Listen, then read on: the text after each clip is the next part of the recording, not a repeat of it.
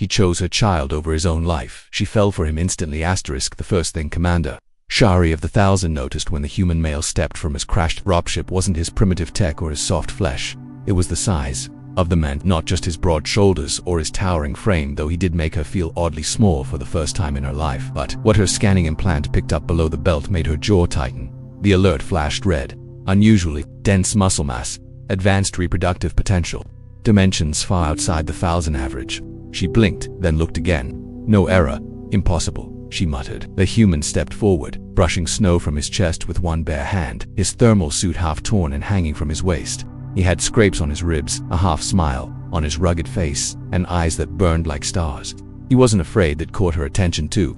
"Hey," he said casually, as if he were greeting a friend in a bar, not a 7-foot-tall alien warrior with a plasma blade at her hip. "You, the welcoming committee." Shari stiffened. She had faced warlords, fought in orbital sieges, and once choked out a Krail brute with one arm. But this man, his presence shook her balance more than gravity malfunctions. He was wounded, shirtless, completely vulnerable, and he didn't look away. "You're trespassing on Thousand territory," she snapped, voice cold and clear. "By law, I should detain you for interrogation." He grinned. "You can tie me up if you like, but you'll need strong rope." Shari's lips twitched. She cursed herself for it. Her second-in-command was dead. Her ship was wrecked, and she had one goal left: to survive. She didn't need distractions.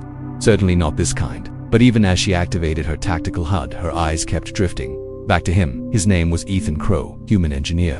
Crashed during a routine exploration run. No weapons, no backup, no shame. "I could kill you," she said, stepping close. "Sure," he said, voice low, "but something tells me you won't." His smell hit her neck. Sweat, metal, faint adrenaline. Earthy, real. Nothing like the synthetic cold scent of Thousand males bred in gene chambers. Her nostrils flared despite herself. Her body reacted. Thousand females weren't supposed to feel attraction. Not in battle. Not in isolation. They were conditioned for efficiency, not desire. But Shari felt it building in her blood like a heat surge, the kind that curled your claws and made your tail twitch. She growled, "I should throw you in the snow." He looked her over slowly, eyes lingering at her hips. "Would you keep me warm after?" She didn't answer. Couldn't. They were alone, the wind howling through jagged cliffs, night coming fast. She needed warmth. So did he. And this human radiated something she didn't understand. Humor, confidence, and a maddening calm that turned her pulse uneven. Later, as they sat around a flickering heater in the wreckage of his ship, she found herself studying him again. His skin had healed fast, too fast. His body was built for more than she expected. His species was tougher than they looked. "You're not like the males I've known," she said, keeping her voice neutral. He raised a brow. "You mean I'm charming, big, and not trying to dominate the galaxy?" "No," she said. "You're soft but not weak." He leaned in. "You keep looking at me like you want to study me, or ride me like a battle mount." She didn't flinch. "Maybe both," she said quietly. He blinked, then laughed, deep and slow. "I like you, Commander." She looked at him, her silver eyes sharp and glowing in the low light. "Careful, human," she whispered. "You might not survive me." He smiled. "Try me." And she did. Shari didn't mean to cross the distance between them 1 second. She was seated by the flickering heater, arms crossed, face stern, posture proud. The next, her knees were brushing his. Her hand reached for his jaw without conscious thought. She traced the scruff lining his face, rough and coarse compared to the smooth-skinned males of her kind. He didn't pull away. He leaned into her touch like it was a familiar comfort. "I thought your kind were weak," she said, fingers now at his throat, just above the pulse that beat hard and steady. "But you survived a crash that would have liquefied 1,000. Pilot," he shrugged, lips curving. "We break, but we always get back up. Kind of our thing." Shari narrowed her eyes. "That, and the impressive mating organs." Ethan didn't even pretend to be embarrassed. "We have a reputation to uphold." Her breath hitched. Heat spread low in her stomach, unfamiliar and persistent. Her species had mating cycles regulated by genetics. Reproduction was strategic, mechanical. But this was instinctual, crude, human. Still, she couldn't look away. "Do you always flirt with enemy commanders?" "Only the ones who point plasma blades at me and then blush when I smile." "I don't blush," she snapped. But even she knew her cheeks had flushed a subtle lavender. He grinned and leaned back, giving her a moment to recover. "So, what? That happens now. You put me in cuffs, drag me to your cold gray ship, and interrogate me." Shari tilted her head. "We're not leaving this moon anytime soon. Your ship is dead, and my com relay's fried. We're stranded together." Ethan nodded. "So no cuffs." She stood, her long legs unfolding in a fluid motion that made his eyebrows rise. Her body, sculpted for war, moved like a dancer, lethal controlled. But tonight, there was something different in her steps, something slower, more deliberate. "I don't think you'd mind cuffs, human," she said, voice cool as snow. "But I'm more curious what you can do without them." He stood too, suddenly closer. Why don't you find out? She didn't answer. Instead, she pressed him against the inner wall of the broken craft, her armor cold against his bare chest. She could hear his heartbeat steady.com, inviting. One hand slid down, not threatening this time, but curious. Her fingers mapped the muscles of his chest, traced the lines of old scars. She leaned in, lips near his ear. You're warmer than I expected. You've barely touched me, he murmured. That made her pause. Her people never whispered during intimacy, never teased, never invited. But this human, he made her want to take her time. Her mouth found his, and it was electric. She expected resistance, maybe fear. Instead, he pulled her in with equal hunger, fingers threading through her warrior's braid like it was silk. Their kiss was clumsy, breathy, and too hot, but it burned away the cold better than any heater ever could. She broke the kiss, panting, her forehead resting against his. If we're doing this, she said, voice low and husky, I don't do weak. Ethan's hands rested lightly on her waist. Good, I don't do gentle. That night, the snowstorm outside buried half the wreckage, but inside, warmth grew, not from tech, not from fire, but from the heat of two very different beings colliding not in war, but in something far more dangerous. Connection, craving, curiosity, and maybe, just maybe, the start of something that would shake to civilizations. Because Shari had taken lovers before, trained, bred 1,000 males built for reproduction, but none of them made her tremble just by whispering her name. None of them made her feel that this human, he wasn't just different, he was the first man to ever conquer her. By the time the storm outside calmed, the storm inside her had only just begun. Shari lay awake beside him, staring at the frost-covered ceiling of the wrecked ship. The survival dome had held through the night, but barely. The heater sputtered softly in the corner, trying its best to mimic warmth. Ethan, sleeping with one arm draped across her stomach, was completely unaware that he'd just broken about 10,000 years of thousand tradition. No thousand warrior had ever bonded with a human, and definitely not like this. She should have felt shame instead. She found herself glancing down at him and thinking, how does something so soft feel so strong wrapped around me? He stirred, eyes fluttering open. You're watching me, he mumbled, voice rough and sleep-heavy. I'm observing you, she corrected, out of habit. You kissed me 5 times last night and screamed my name once. You can call it what you want. She almost smirked. Almost. You were unexpectedly adequate, she said flatly. He raised a brow. Adequate. Commander, I'm starting to think 1,000 have no word for mind-blowing. Shari rolled her eyes, but deep inside, her chest gave a traitorous flutter. His confidence wasn't arrogance, it was earned. And worse, she liked it. He sat up and rubbed the back of his neck. So, now what? You're gonna report this to your high command? Commander Shari, compromised by one dangerously attractive human. Her eyes narrowed. You assume I was the one compromised. He laughed. You're the one still lying next to me. If that's not surrender, I don't know what is. I don't surrender, she said coolly. He leaned in, close enough she could feel his breath. You sure about that? Because last night, your legs. Shari slapped a hand across his mouth. Finish that sentence and I'll remove your tongue. MFF, he said, nodding, then grinning under her palm. She pushed him away, but not before her fingers lingered against his jaw. That damn jaw, that maddening, confident smirk. He was like some bizarre earth chemical, addictive, confusing, and impossible to ignore. Shari rose and began reassembling parts of her armor. We need to locate shelter with a stable relay. This dome won't last another cycle. Ethan stood as well, naked and completely unbothered. You say that like it's a bad thing. She glanced at him, eyes trailing down before she forced them away. You need clothes, he grinned. You didn't seem to mind when they were gone. She tossed him a spare survival suit. Put it on before I lose interest. But she didn't, not even a little dot, as they prepared to head toward the nearby cliffs. Where the terrain scanner hinted at an old mining outpost, Shari found herself constantly scanning for danger. Not from predators, not from weather, from herself. From this pull she felt toward the human beside her. Ethan walked just behind her, talking casually about earth things, coffee, dogs, something called rock, music, and a food named after pizza but with pineapples on top. She didn't understand half of it, but the sound of his voice calmed her in a way no meditation ever had. You know, he said as they reached a frozen ridge, you never told me if this was just ... a survival thing, or if it meant something to you. She paused. That was bold. Too bold. Her people didn't talk about such things. Feelings were for the weak, for civilians, for poets. But his question hung in the cold air like a plasma charge waiting to go off. She turned to him slowly. You assume I know what it meant. He nodded once, not pushing, just listening.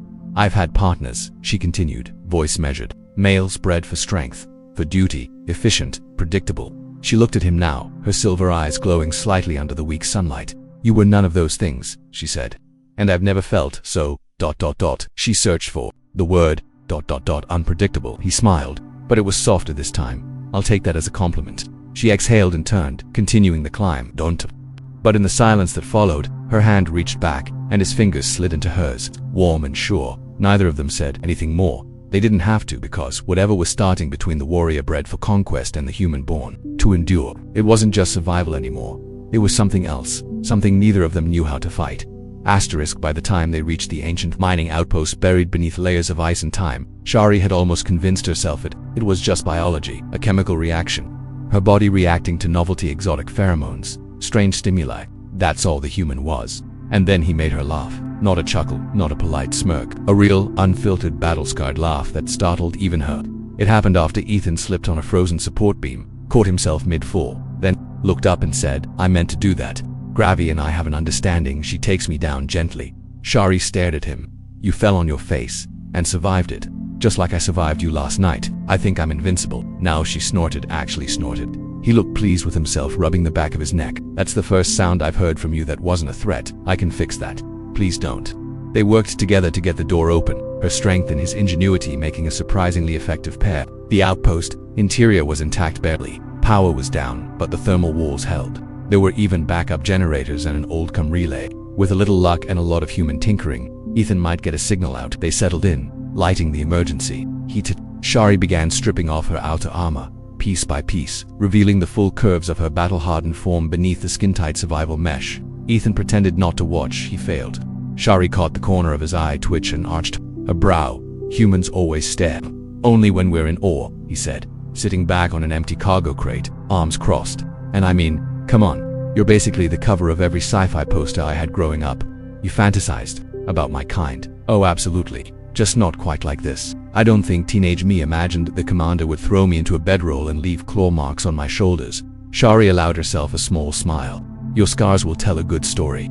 He nodded. "One that nobody on Earth will believe." She turned serious then, stepping closer. "They won't believe you were with me." "No," he said, eyes meeting hers. "They won't believe I met someone who could break my bones and still make me feel safe." That made her freeze, because somewhere deep in her, under the training, under the genetic conditioning, Shari wanted to be that. Not a weapon, not a tool of war, a home for someone. She lowered herself in front of him slowly, her silver skin catching the low red glow of the heater. "Your people, when they bond, is it forever?" Ethan blinked, surprised by the question. "It can be, if it's real." "And last night?" He leaned forward, brushing a hand down her cheek, thumb grazing the edge of her jaw. "That was real." Her breathing hitched. Without another word, she climbed into his lap, straddling him with slow purpose. Not for lust, not for heat, for confirmation. Their mouths met again, and it was softer than the first time. Slower, no rush, no battle, just learning each other how lips fit, how hands moved, how heartbeats aligned. This wasn't survival. This was something else entirely. Later, wrapped in one of the old blankets they found tucked in a storage crate, Ethan ran his fingers along the edge of her exposed hip, his voice quiet. "So, if you were to take me back to your people now, what would they do?" Shari closed her eyes. "Dissect it, maybe try to breed with you," he whistled. "Popular guy." She turned to him, her expression serious now. "But I won't take you back." "Why not?" "Because I don't want to share you." His brow rose. "Is that possessive thousand logic, or are you actually catching feelings?" She stared at him a long moment, then whispered, "Both." He leaned in, kissed her temple, and said, "Good." Because somewhere in this frozen, half-dead outpost, in the arms of a human who shouldn't have survived her world, Shari realized something terrible and beautiful. She didn't want to return to her old life. She wanted this, a man with rough hands and a crooked grin, who kissed like he meant it and made her feel like more than her armor. She, a commander of the 1,000, had fallen for a human. And the worst part, she didn't want to get back up. The distress signal went out 3 hours ago. Ethan had patched together the comms unit using scrap from the old outpost and pieces from his wrecked ship, soldered together with bits of optimism and half-frozen adrenaline.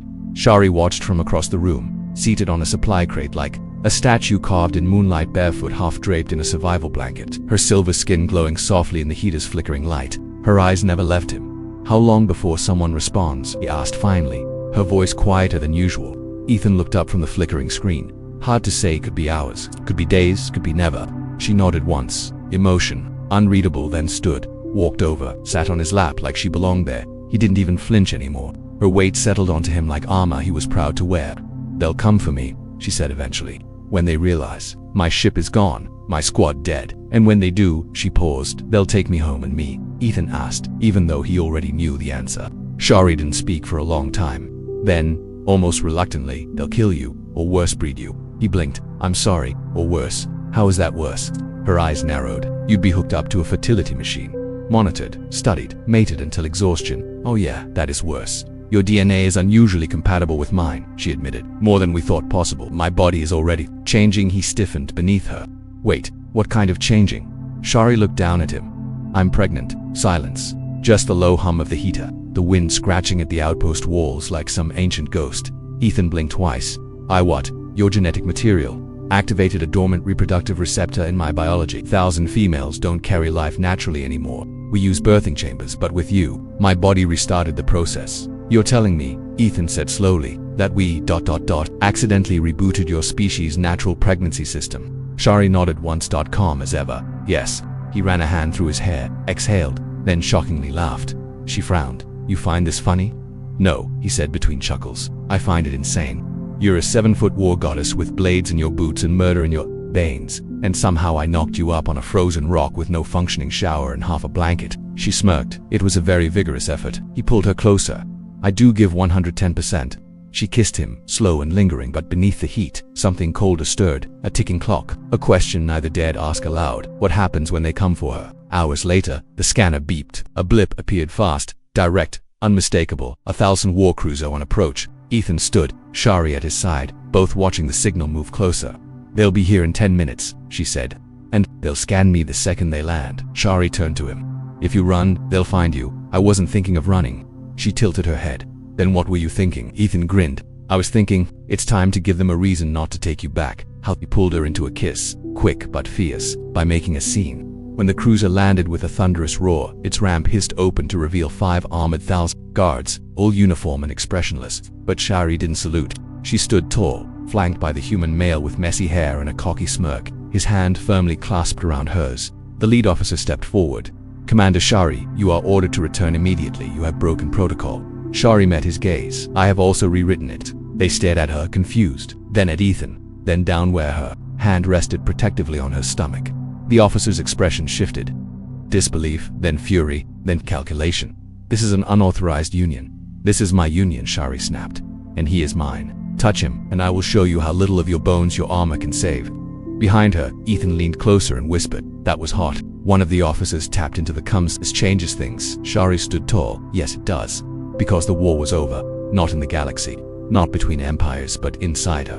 And for the first time, she didn't want to be a weapon. She wanted to be a mate. And soon, a mother. The cruiser's interior was all shadows and silence, lit by cool white lights that pulsed like the veins of a living machine. Shari walked the halls like she owned them because once, she did.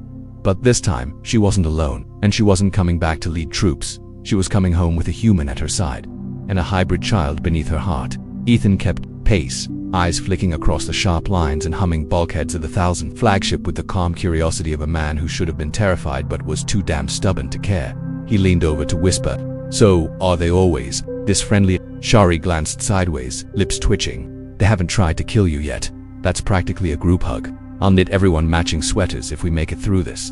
The lift doors opened with a soft hiss, revealing a circular chamber pulsing with bioluminescent panels and the faint smell of sterile antiseptics. High Command wasn't just waiting, they were watching. Holograms flickered into view around them, 7 faces, each one older, colder, more unreadable than the last. Shari stepped into the center of the circle without hesitation. Ethan followed, because of course he did. One of the counselors, a tall, bone-thin female with translucent skin and 3 ridges across her skull, spoke first. Commander Shari, you defied orders, ignored protocol, engaged in unauthorized contact with an alien, and now you carry a mutation. Shari didn't flinch. I carried life. Something our species hasn't done without wires and cold tanks for centuries. Another counselor cut in, voice dry and suspicious. A fluke. 1 human, 1 warrior. In heat your judgment is clouded. Ethan took a step forward. You think this is just heat? He turned to Shari, took her hand in front of the entire council, and laced his fingers through hers. She could have killed me, should have, but she didn't. She chose me. I chose her. That wasn't instinct. That was something neither of you seemed to remember. Choice. The chamber was quiet for a beat too long. Then a third counselor, male, golden-eyed, leaned forward with unsettling calm. And this ... hybrid.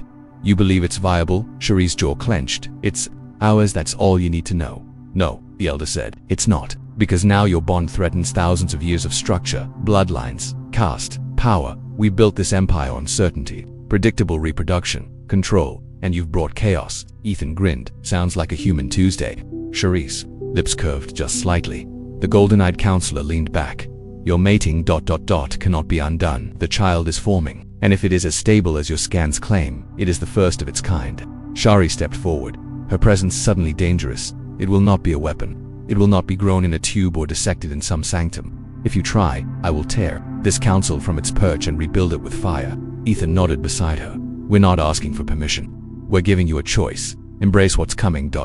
or get left behind. The council fell into silent discussion, voices muted behind a psychic privacy veil. Ethan shifted uncomfortably, still holding Shari's hand. She leaned in, whispering, if they decide against us, I'll grab you, jump through a vent, steal a fighter, and fly us to the nearest moon that sells good noodles and has a working bed. She raised an eyebrow. You've done that before, twice, 3 times if you count Mars. Then the veil dropped. The eldest counselor stood. Her voice echoed like frost. You will be allowed to remain mated. The child ...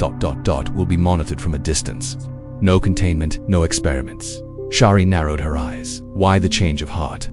The elder hesitated, then surprisingly smiled because something ancient has stirred. Commander, et pay. Part of us we thought extinct. Perhaps it takes something alien to remind us what it means to feel. Ethan blinked. Did she just say I'm inspiring? Shari squeezed his hand. Don't let it go to your head. But later, in the private quarters assigned to them, far more luxurious than the outpost's ice-stilled wall, Shari pressed Ethan against the wall, her armor peeled away piece by piece. You defied a war council, she whispered, fingers trailing down his chest. For me, he looked down at her, eyes shining. I'd defy 1,000 more. She kissed him again, slower this time, deeper. Not out of desperation, not out of survival, out of bond. The kind that made empires tremble, the kind that built new ones. 9 lunar cycles later, the stars over 1,000 Prime shone just a little brighter, not because the war was over, conflicts still flared in the corners of the galaxy, not because treaties were signed, diplomacy was always messy. No, they gleamed brighter because something new had begun. In the high skies above the capital spire, aboard a garden dome ship called Unity's Edge, Shari stood barefoot in the artificial grass, cradling her newborn son in her arms. His skin was the pale silver of his mother's people, but his hair, thick, dark, and unruly, was all Ethan. The boy Kude, stretching tiny fingers tipped with faint claws, hybrid fingers, strong fingers, a future written not in genes, but in choice. Behind her, Ethan sat on the floor with a datapad in one hand and a bottle in the other, trying to teach himself how to sterilize baby feeders while fending off a very curious and very sharp infant tail. Okay, buddy, he muttered, dodging a flick of it to the face. You've got your mom's attitude, and I'm not sure the galaxy's ready for that. Shari turned, glowing in a way armor never made her glow. He has your heart, she said softly. That scares me more.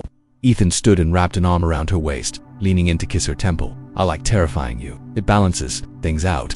They looked out across the dumb flowers blooming from earth and thaws and soil, intertwining vines, hybrid trees that twisted toward dual suns glowing in the filtered sky. It was a ship, yes, but more than that, it was their home now. A mobile sanctuary, a symbol. After the council approved their mating requests, flooded in diplomats, scientists, even rogue colonists, all curious about this human thousand union. Some disapproved, others were fascinated, but none could deny the truth. The child had survived, and he was thriving. Rumors spread like wildfire. Some whispered that human males had superior genetics. Others argued it was Ethan's dangerous stamina and biological blessings that made the bond work. Either way, 1,000 females, many long disillusioned by sterile bonds and emotionless breeding rituals, began to take interest, a lot of interest. Shari had already threatened 3 ambassadors with disembowelment for casual inquiries into Ethan's availability. You're not donating anything, she'd growled once, dragging him from a science council dinner. Not even plasma, he asked, smirking. Especially not plasma. But the story wasn't about plasma. It was about possibility. They began training young 1,000 in emotional bonding. Human cultural studies were introduced in warrior academies. For the first time in over 2 centuries, 1,000 songs were written again, not war chants, but lullabies. And Ethan, he was asked to teach a class, human mating tactics, strategic pleasure and emotional warfare. He declined, but privately, he gave Shari all the tutoring she'd ever want. And now, as their son slept against her chest, Shari looked up at Ethan with something she never imagined she'd feel when this journey began. Peace. Not the kind you win with plasma and conquest, the kind that came from building something stronger than an empire, a family. Do you miss Earth? She asked. He thought about it, then smiled. Not when I've got my whole world in my arms. She rolled her eyes. That was unbearably sweet. Want me to ruin it, please? He leaned close and whispered something that made her cheeks flush lavender and her claws twitch. I still can't believe you fit that thing inside me, she muttered. He grinned. Told you, we're full of surprises. She looked down at the child in her arms, their son. Proof of everything they weren't supposed to be. What should we name him? She asked. Ethan rubbed his chin. Something strong. Something that sounds like he's gonna grow up and charm the scales off a xenobiologist and lead a cultural revolution like his father. Exactly. Shari looked down and whispered the name into the baby's ear. The child smiled in his sleep, and above them, the stars continued to shine, not because of war, or technology, or conquest, but because a human and an alien dared to fall in love, and in doing so, they changed the galaxy forever. The end.